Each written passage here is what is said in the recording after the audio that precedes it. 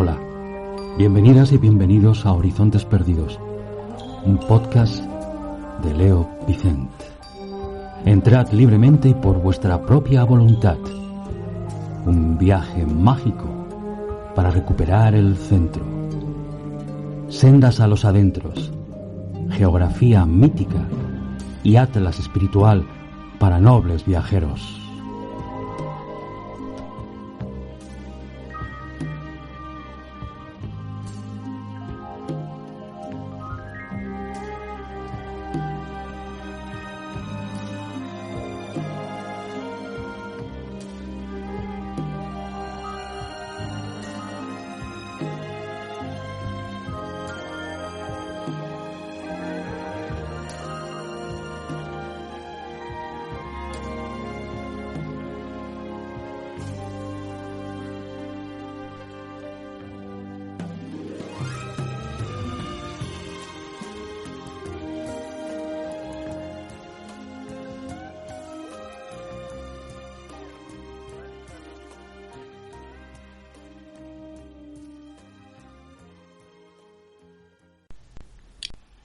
Lo hemos dicho otras veces, pero es que si no, no sería una búsqueda, no sería la vida como una quête, como un vagar errante en busca de algo. En la historia del pensamiento occidental hay tres momentos singulares de entusiasmo por lo secreto que coinciden entre sí gracias al descubrimiento de lo que podría llamar con ébola la tradición hermética, lo esotérico u oculto. Alejandría en el siglo I, Florencia en el siglo XVI y Jena en el XVIII. En ellos, tres grandes pensadores, Filón de Alejandría, Pico de la Mirándola y Novalis, encarnan en su interés por el pensamiento alegórico y sobre todo mistérico los procesos de interiorización por medio de los cuales el hombre aprende a acrecentar su conciencia y así descubrir su filiación cósmica. El primero fue un judío egipcio tan interesado en la Biblia como en Platón. El segundo, amigo y discípulo de Ficino, fue un iniciado en los secretos de la cábala cristiana y su primer defensor en Italia.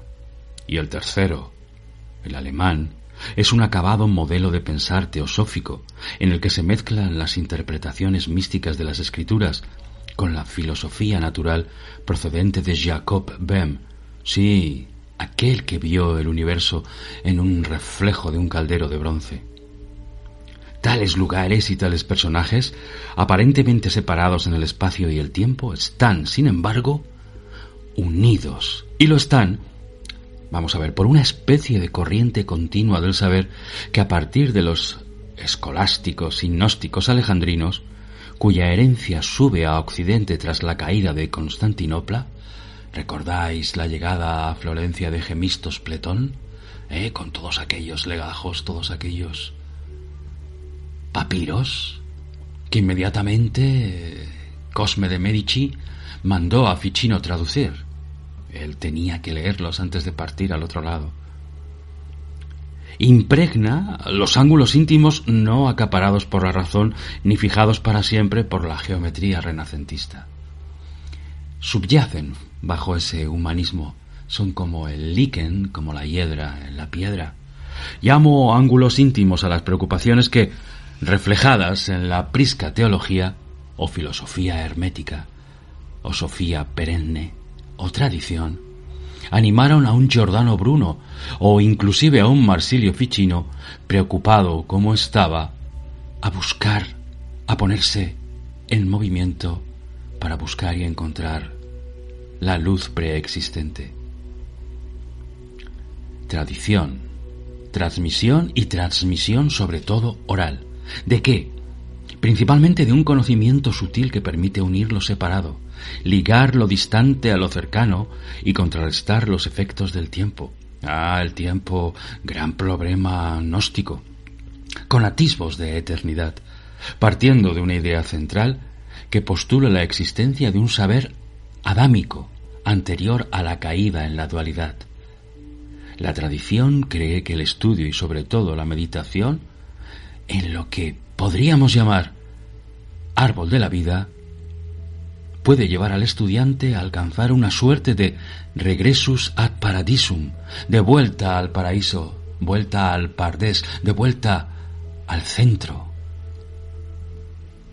apelando para ello a las letras, a los números que consignan la historia misma del desgarrón original, a la contemplación, a la meditación y a la acción sin esperar los frutos de la misma, actuar por el placer de hacerlo.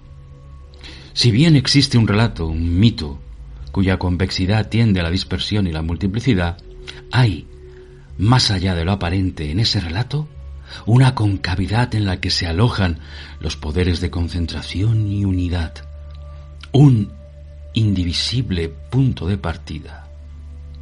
El texto genésico sería así una herida, pero también una cicatriz. Ya sabéis, una raya más en la piel del tigre. En definitiva, algo que nos hace más hermosos, ¿no es cierto? Un enigma a resolver, un sello a abrir. En suma, un tesoro a desenterrar. Empleo la palabra desenterrar por más de una razón.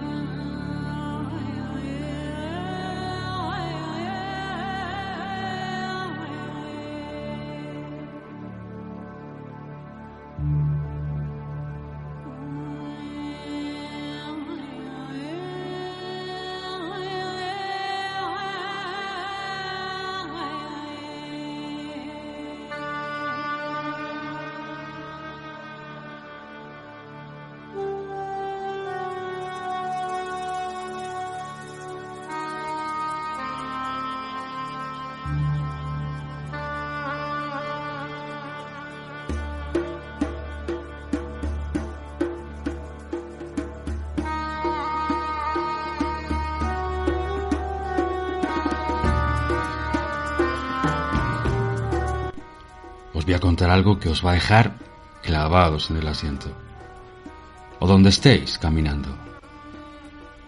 Los filólogos dedicados al estudio del indoeuropeo, esa extraña protolengua de la que poco y nada sabemos, deducen que la raíz yug, presente tanto en yugo como en yoga, significa unir, ligar, pero también uncir.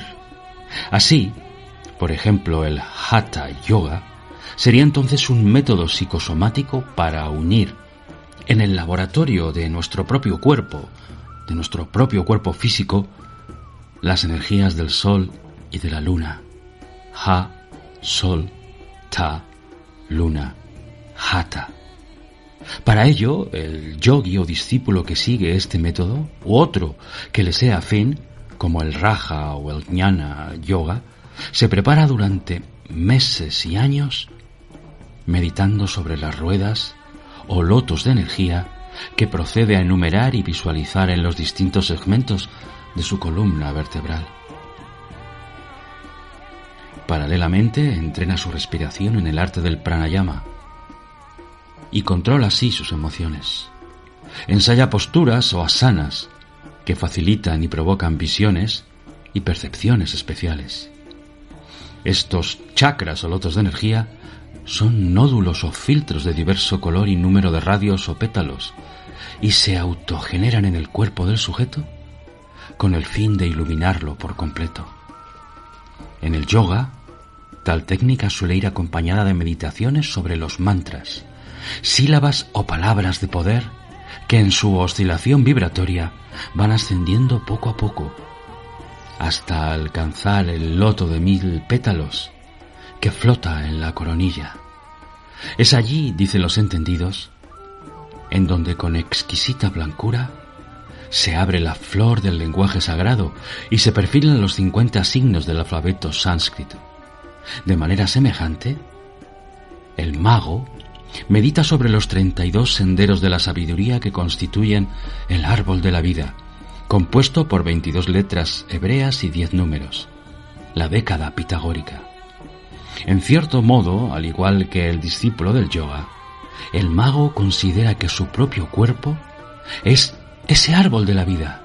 De ahí que los grandes textos enfaticen el valor del lenguaje, de sus letras, puntos y acentos, en relación con las distintas partes del organismo humano, porque creemos que subimos o bajamos, pero no es cierto. Viajamos al interior, viajamos a los adentros. Dado que el descenso de la energía o fuerza cósmica se produce a lo largo de este árbol en forma de zigzagueante relámpago, la zeta, la marca del zorro, o el rayo que cruza la cara de Bowie en la portada del LP Aladdin Sane, convirtiéndose en un adepto de esa luz tan fulgurante como inasible, evasiva y peligrosa. El mago intentará volver a la fuente, ascender de la tierra al cielo en pos del principio, del Bereshit, con el que se abre el texto sagrado, con el que se abre la creación del mundo. Se conoce la existencia de un viejo texto gnóstico que lleva el extraño nombre de Truena Mente Perfecta. ¿A qué experiencia aludiría o dentro de qué sistema gnóstico se encuadraría ese consejo? No lo podemos decir con precisión. En terminología gnóstica se denomina apolitrosis o liberación al pasaje que va de la ignorancia a la sabiduría, y es muy probable que ese tránsito fuera tan súbito como la duración de un relámpago. En fin, experiencias semejantes se registran en el Kena Upanishad, donde leemos: esta es la señal en lo que a Brahman concierne.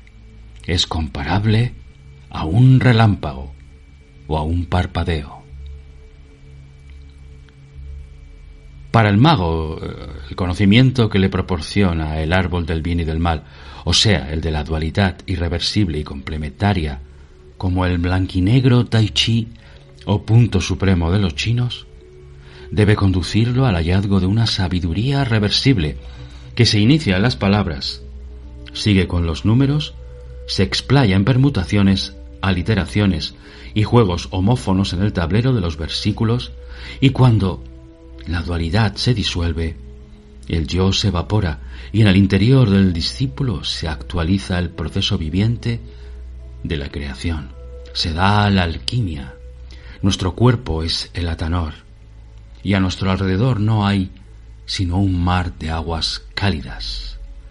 Ocurre que, así como la actividad permutatoria de los cromosomas no cesa de informarnos mientras vivimos, así también ese lenguaje sagrado puede crecer y recrear en nosotros el origen del mundo una y otra vez, informándonos acerca de sus secretos. La trama de nuestros genes teje nuestro cuerpo, la de las palabras, nuestra mente. Tanto una urdimbre como la otra son provisorias, relativas, pero el poder absoluto que las articula es la luz. El mago se convierte primero en tejedor y luego cardador de su propia lana, o pintor de su propia seda, como parece haberlo hecho Yehuda Halevi, el poeta y filósofo judeo-español del siglo XI, en sus sabios comentarios al libro de la formación. Mansur al-Alaj, el sufí, fue tejedor y padre de San Juan de la Cruz, que tal vez enseñó a su hijo a romper la tela. Lo proteinforme de los hábitos, lo variado de las vestiduras, conforman una parábola a descifrar. Porque, amigas y amigos, no lo olvidemos, se trata de desnudarse.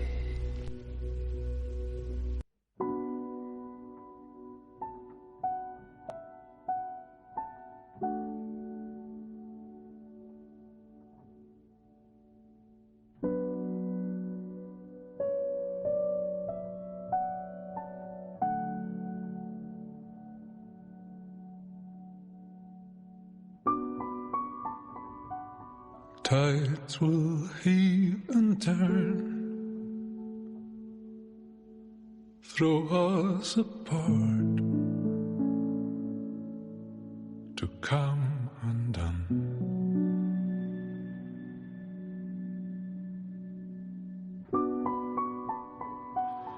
Hold as we collide, the conflict tamed, we melt as one.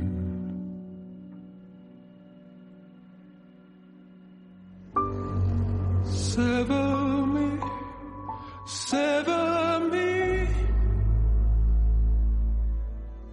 and I will fade.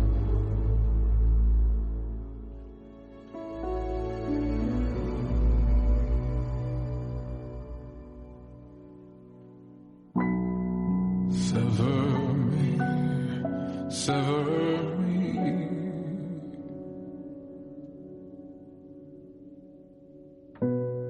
Sever me, sever me.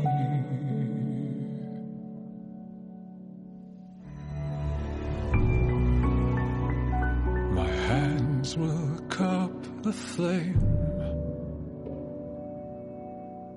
It's never far from burning out.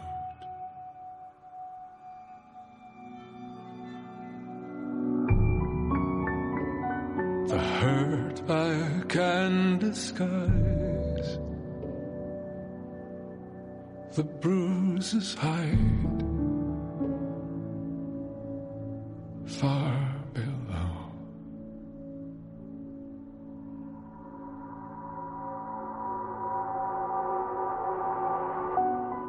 Sever me, sever me.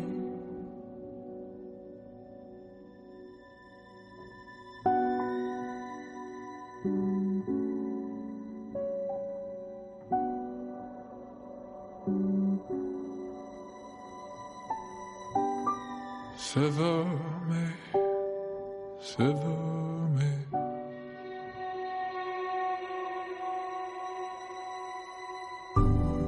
Sever me, sever me, until that day will be as well.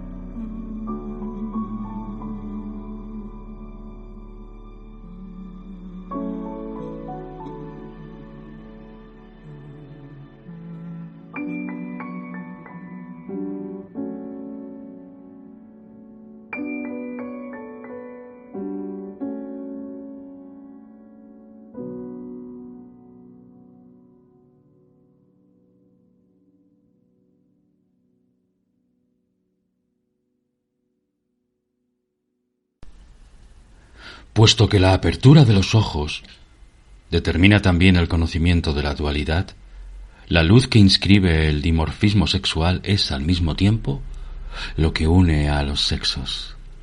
Son los brazos del árbol. Mircea Eliade completa en su libro Mefistófeles y el andrógino, en el capítulo dedicado a las experiencias de la luz mística en el Tíbet, lo que estamos diciendo. Escribe lo siguiente: en un comienzo, reza una leyenda tibetana, los hombres eran asexuados y sin deseos físicos. Poseían la luz y la irradiaban.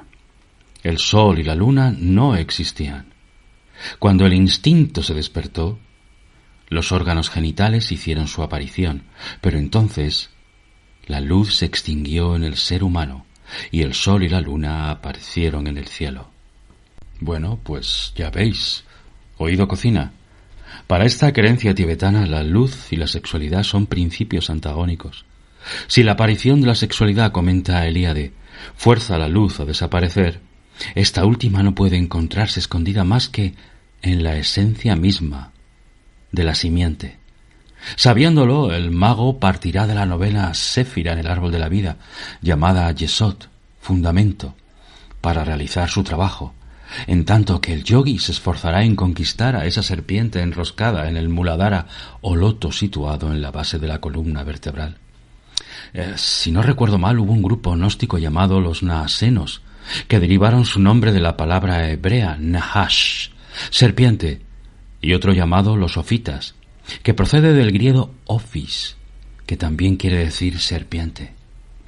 Para ambos, Nahash, entidad relacionada con el árbol del bien y del mal, es la fuerza oscura y divisoria que está contrarrestada por Baruch, un ángel de la luz que rige el árbol de la vida e instruye en su momento al rabí de Galilea. Es también ese personaje quien permite que el gnóstico o conocedor se acerque al árbol en su búsqueda interior.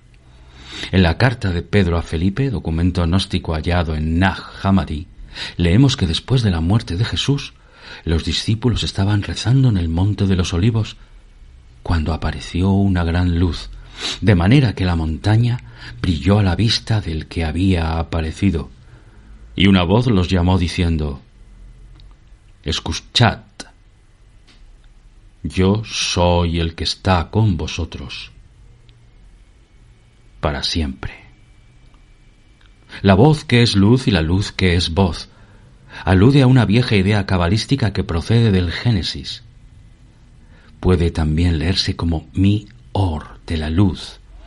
Esa hierofanía fosforescente es a su vez volver a resurgir de la transfiguración, cuando las ropas del maestro se vuelven resplandecientes, muy blancas, y la iluminación interior, en la cúspide de cualquier monte, traspasa la carne y permea las vestiduras con el brillo de la energía eterna. En ese momento nos atreveríamos a decir y puesto que el Maestro se halla junto a Elías y Moisés, participando de la cadena iniciática cuyo origen está en el Sinaí, que Jesús vuelve de la piel a la luz, de or a or. Qué curioso que esté aquí la raíz de oro, ¿no es cierto?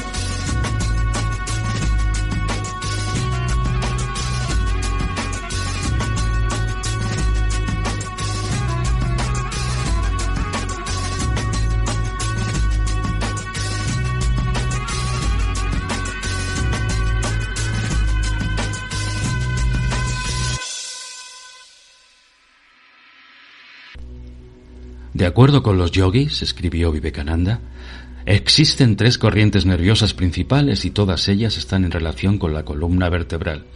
Ida y Pingala, la derecha y la izquierda, son manojos de nervios, en tanto que la central, llamada Sushumna, es hueca.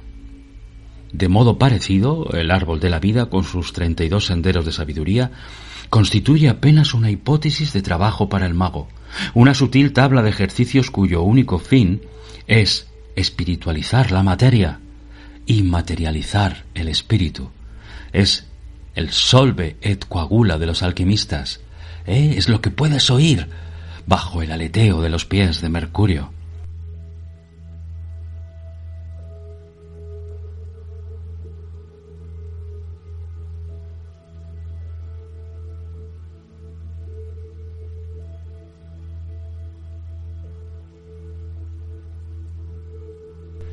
Es un paulatino desprendimiento de las condiciones ambientales, una fuga a través del enrejado histórico y biográfico que consolida la personalidad, pero una fuga bien temperada. Abre bien los oídos. Una fuga bien temperada.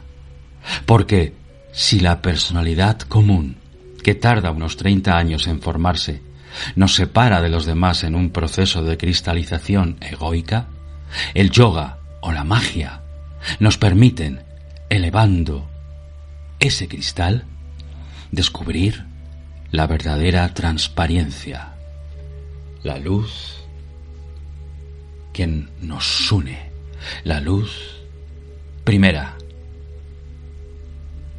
Amigas y amigos, gracias a todos por estar ahí, por apoyarnos, por escuchar cada capítulo de Horizontes Perdidos, porque esto no sería nada sin vosotros. Gracias por vuestra luz, la luz que aportáis al camino. Nos vemos pronto. Cuidaos mucho.